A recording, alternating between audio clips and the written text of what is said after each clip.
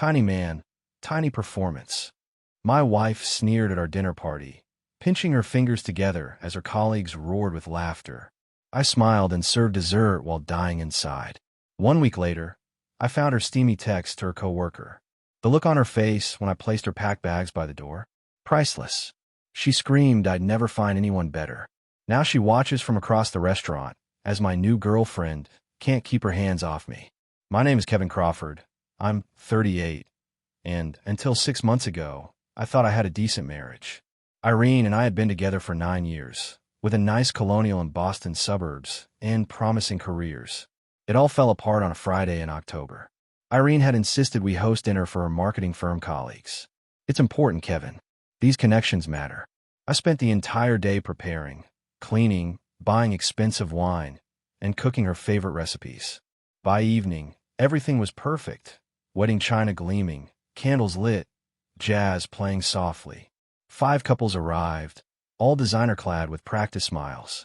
I played the dutiful host while Irene worked the room, showing off our renovated kitchen. For a while, things went smoothly.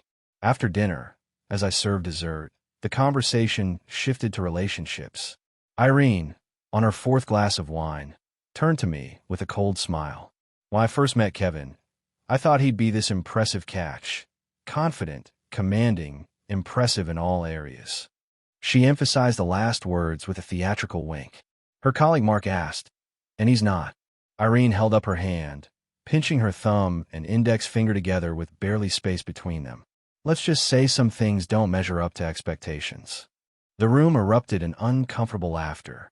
I stood frozen, dessert plates in hand, face burning. It's like being married to a teenager, she continued. Quick to start, quicker to finish, if you know what I mean. Someone tried changing the subject, but Irene wasn't finished. We all have our burdens to bear. Mine's just smaller than most. She raised her glass in a mocking toast, and others reluctantly joined, the atmosphere thick with embarrassment. I somehow made it through the evening. Smiled. Clear plates. Refilled glasses. Inside, something fundamental was shifting. After everyone left, Irene acted like nothing happened. When I confronted her, she rolled her eyes. Oh, lighten up, Kevin. It was just a joke. You're being too sensitive.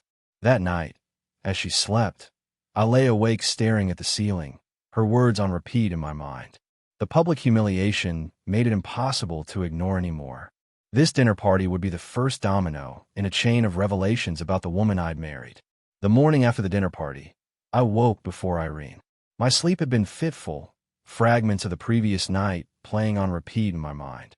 I slipped out of bed, made coffee, and sat at our kitchen island, watching sunlight filter through the blinds.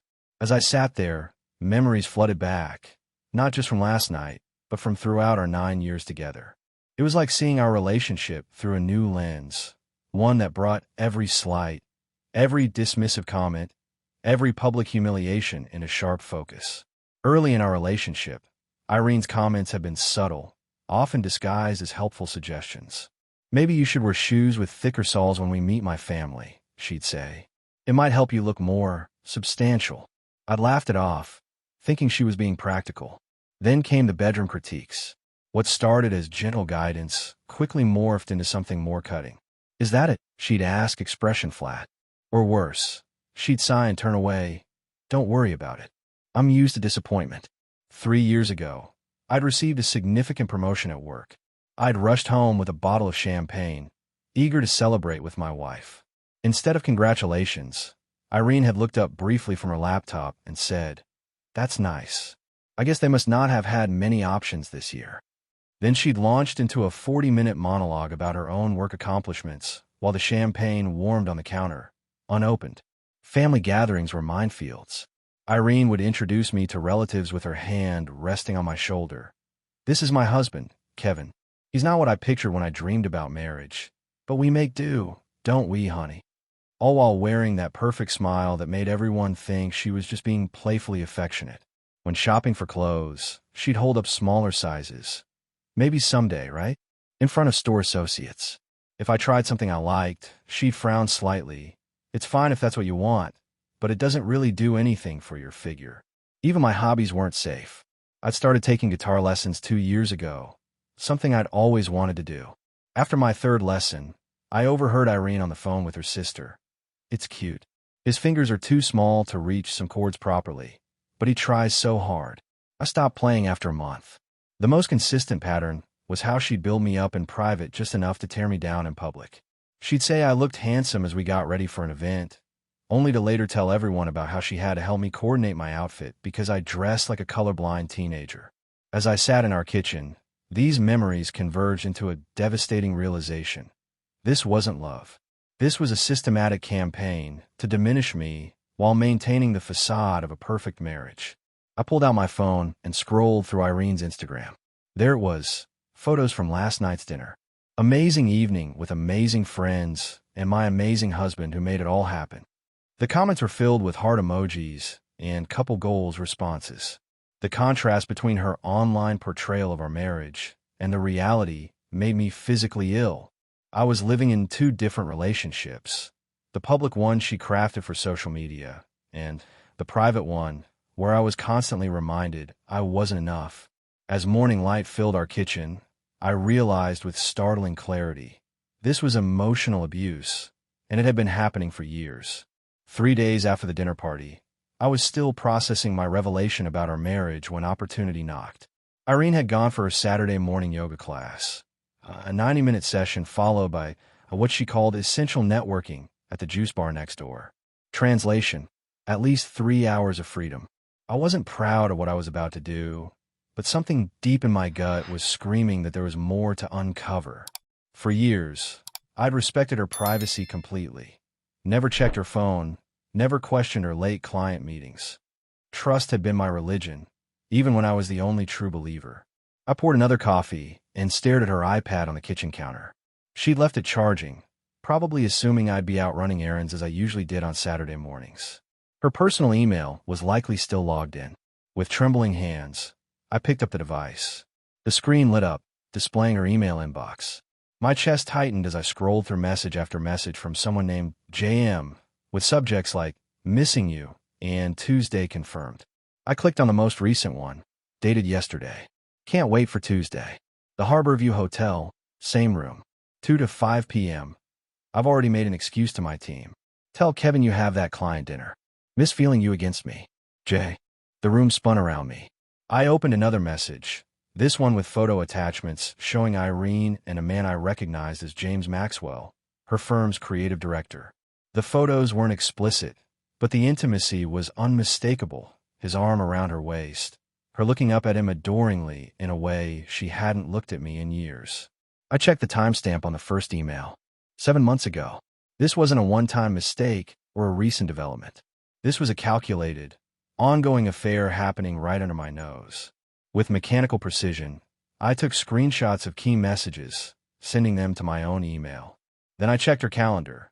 There it was, Tuesday afternoon blocked off as client presentation prep. A lie already in place. Next, I examined our credit card statements online. Charges for restaurants I'd never been to on dates we'd supposedly shared. A weekend professional development conference that coincided with hotel charges in a coastal town 2 hours away. The evidence mounted with each click, each search. The affair had been going on for over half a year with her colleague, the same man who'd sat at our dinner table, witnessing my humiliation while sleeping with my wife. What cut deepest wasn't just the betrayal. It was the realization that while she was openly mocking me to others, she was actively seeking fulfillment elsewhere instead of addressing issues in our marriage. I wasn't even worth the effort of a conversation. My hand stopped shaking. The initial shock gave way to something colder, more focused.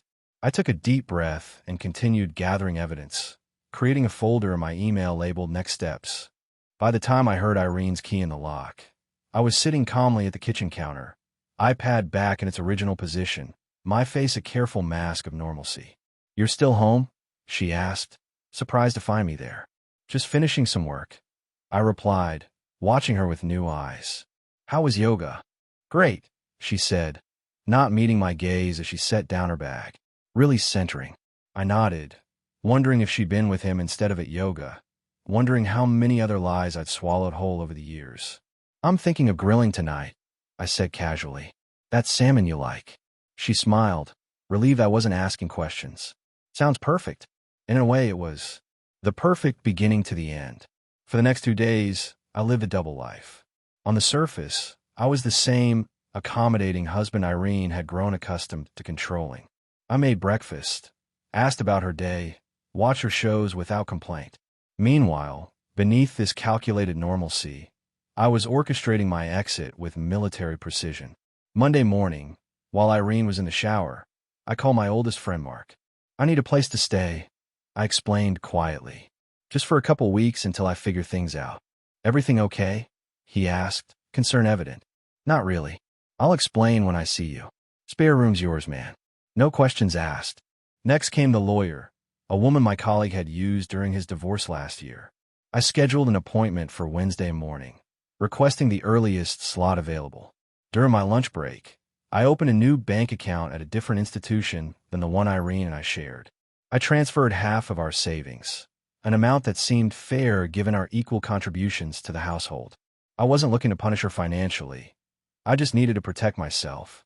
That evening, I cataloged what was truly mine: clothes, personal items, a few family heirlooms, my grandfather's watch. Everything else, the furniture, the artwork we'd collected, the house itself, could be sorted during the divorce proceedings. Material possessions suddenly seemed insignificant compared to the recovery of my self-respect. Tuesday was the hardest part, maintaining normalcy while knowing what was happening. Irene left for work wearing an outfit I'd never seen before, her hair and makeup more elaborate than usual for a regular office day. "Big client presentation," she explained, kissing my cheek hastily. "Don't wait up. We'll probably do dinner after to celebrate." "Good luck," I said, the words ashen in my mouth. While she was gone, I packed 2 suitcases with essentials and loaded them into my car trunk during my lunch break, parking it down the street afterward so she wouldn't notice if she came home unexpectedly.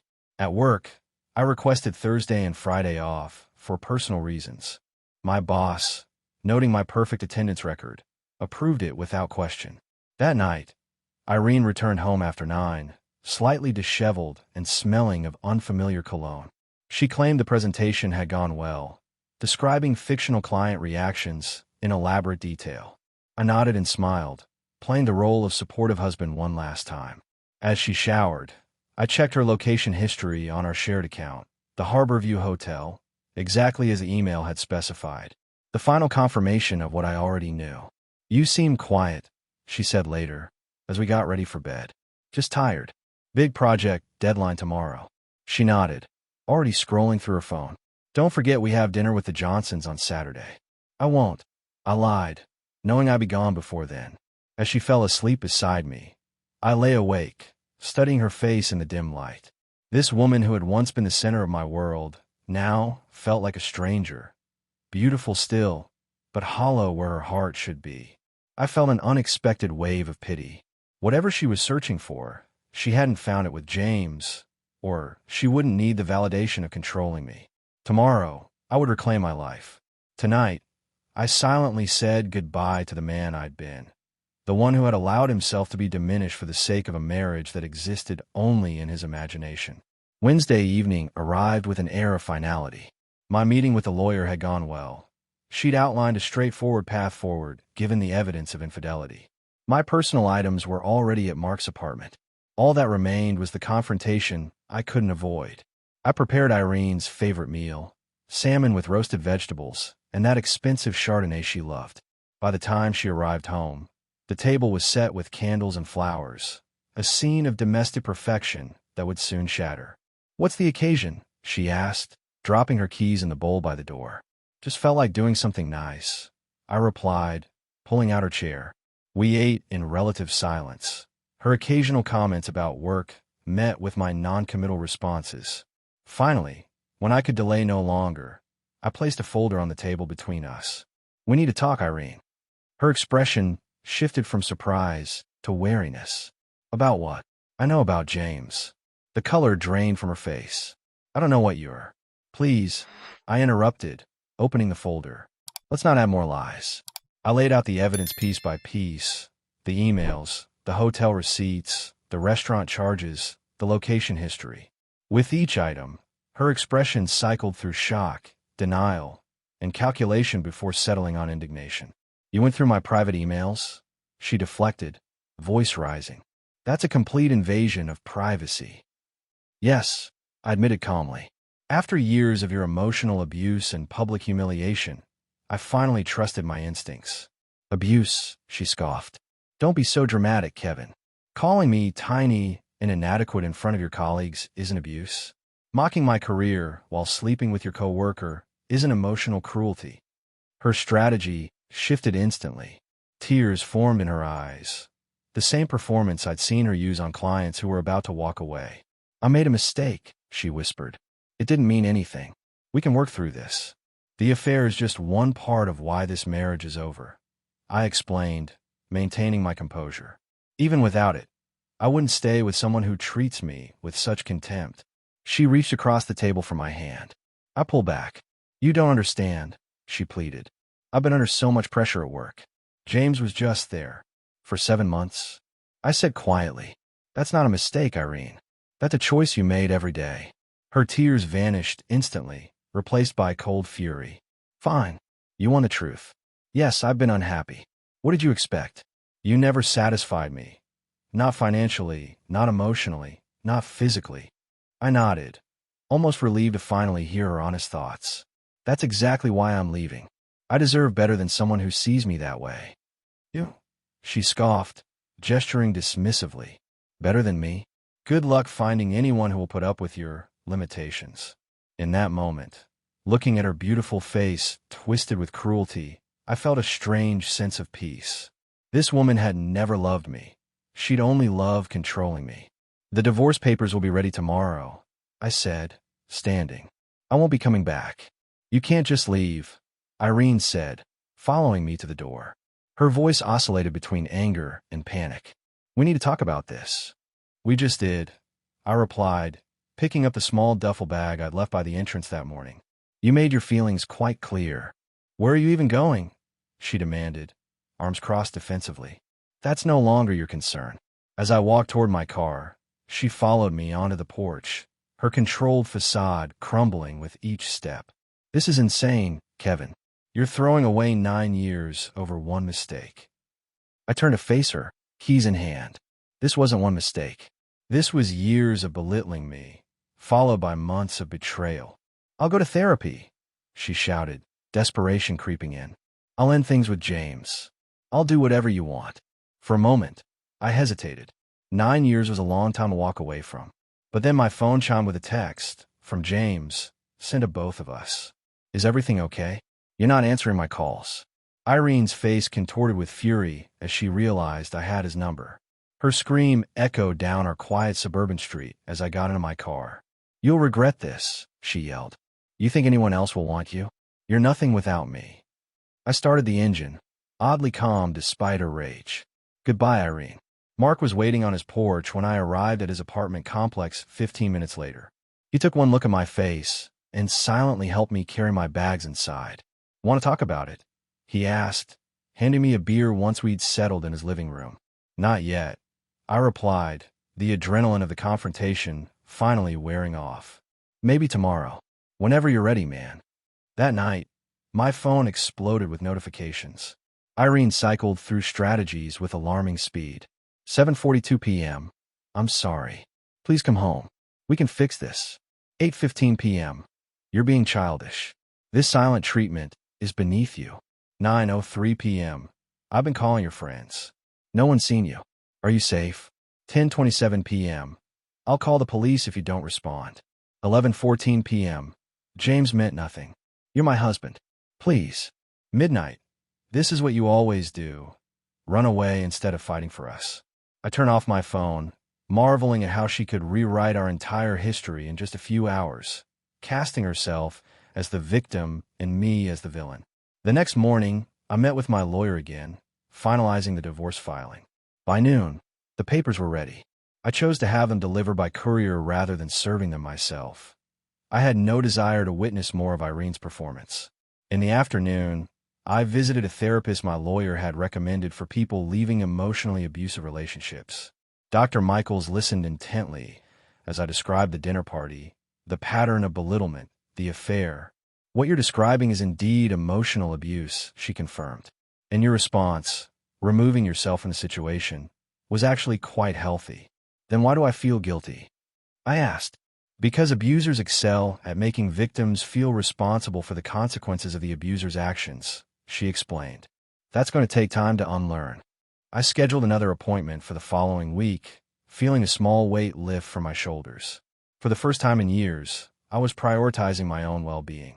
Back at Mark's apartment, I finally turned on my phone to find 37 missed calls and a flurry of increasingly desperate texts.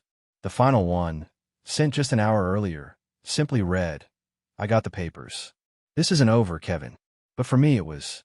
With every hour that passed in my new, Irene-free existence, I felt more certain. It was definitely over. The week following my departure unfolded like a psychological thriller. Irene's tactics evolved from desperate pleas to calculated attacks with alarming speed. Day 1. She showed up at my office, tearfully telling my colleagues she was worried about my mental health. Security eventually escorted her out. Day 2. She contacted my parents, spinning a tale about how I'd abandoned her without warning after one small argument. My mother called, concerned, until I explained the truth, including the affair. Her response, "I never liked that woman," made me laugh for the first time in days. Day 3. Flowers arrived at Mark's apartment with a card reading, "I miss us. Please come home." The fact that she tracked down my location was more disturbing than romantic. Day 4. She enlisted her sister to talk sense into me. Jenny showed up at my office, demanding I give Irene another chance.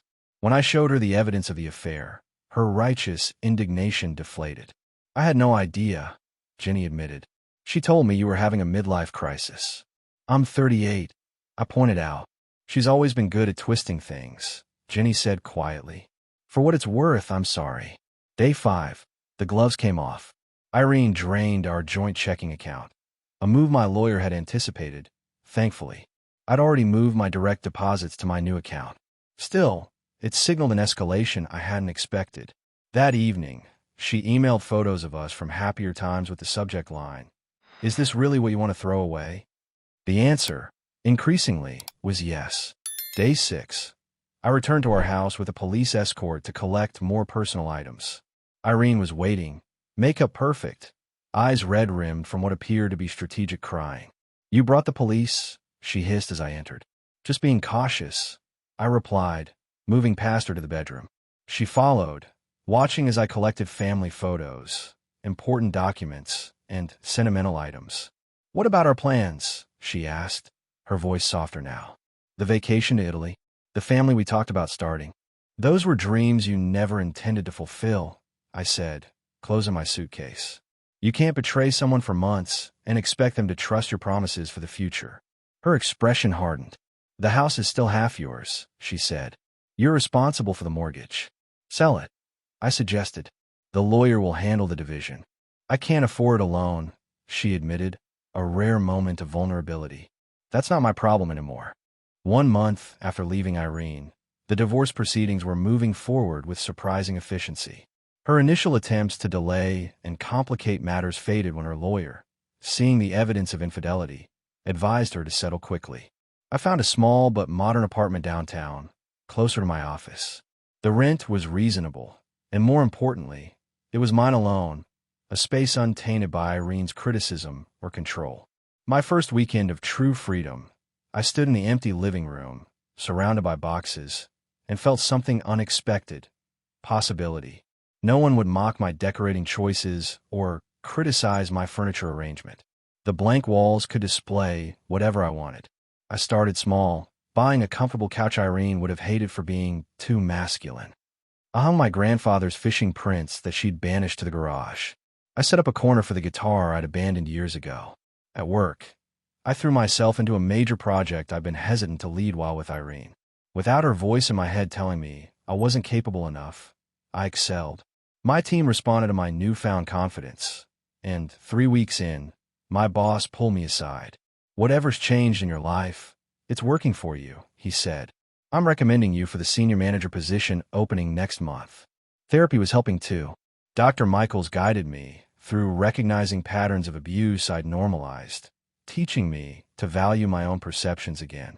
The most common question I hear from people leaving emotional abusers is, "Why did I stay so long?" she told me. The answer is that abuse rarely starts dramatically. It's incremental, like the frog in slowly heating water. My friendship with Mark deepened during those weeks. One evening over beers, he confessed something. "I never liked Irene," he admitted. "The way she talked to you, it wasn't right. But you seemed happy, so I kept my mouth shut. I wasn't happy," I realized aloud. "I was just committed to the idea that I should be." Irene continued her campaign of manipulation, though her tactics grew increasingly desperate. She sent mutual friends to check on me, switched between threats and love bombing, and once left a handwritten letter detailing all the ways I'd misunderstood her actions. None of it worked. Each day of freedom strengthened my resolve. Each small decision, made for myself, rebuilt my confidence. The divorce would take months to finalize, but I'd already achieved something more important: independence. The man who had silently served dessert while being humiliated was gone, replaced by someone who understood his own worth. One night, setting up my new record player, another purchase Irene would have mocked, I realized I was smiling for no particular reason. It wasn't happiness exactly, not yet, but it was something equally valuable: peace. 3 months after leaving Irene, I received the promotion at work. The senior management position came with a substantial raise, increased responsibilities, and a new confidence I was still getting used to. My colleagues noted the change, commenting on my more assertive presentations and innovative project approaches. "Whatever you're doing differently, keep it up," my director said after I successfully landed a major client we'd been pursuing for years. What I was doing differently was simple: existing without constant criticism. Dating wasn't initially on my agenda, but when Lisa from the marketing department suggested coffee after a project meeting, I surprised myself by accepting. Our coffee date turned into dinner, then weekend hikes, then more. She was intelligent, direct, and genuinely kind. Most importantly, she listened when I spoke and valued my opinions, something that still felt novel. The first time we were intimate, I braced myself for disappointment or comparison. Instead, she was present, communicative, and afterward, she held me close and whispered, "That was perfect." 3 simple words that healed wounds I hadn't realized were still open. 5 months into my new life, the day I'd privately dreaded arrived. My friend Jack was celebrating his promotion at Costello's, an upscale restaurant popular with the professional crowd. I knew there was a high probability of seeing Irene there. I arrived with Lisa, feeling confident in my tailored suit and the life I'd rebuilt. An hour into the evening, as we laughed with Jack's other guests, I felt a familiar presence. Irene stood across the room, staring at us. She looked thinner, her outfit more carefully selected than usual, as if trying to project an image of perfection. Our eyes met briefly. I nodded politely and returned to my conversation without missing a beat. Later, as Lisa and I danced, Irene approached, wine glass in hand. "You look, well," she said, her voice tight. "Thank you. So do you," I replied simply. An awkward silence stretched between us, filled with unspoken history. "I heard about your promotion," she offered finally. "Congratulations." "Thank you."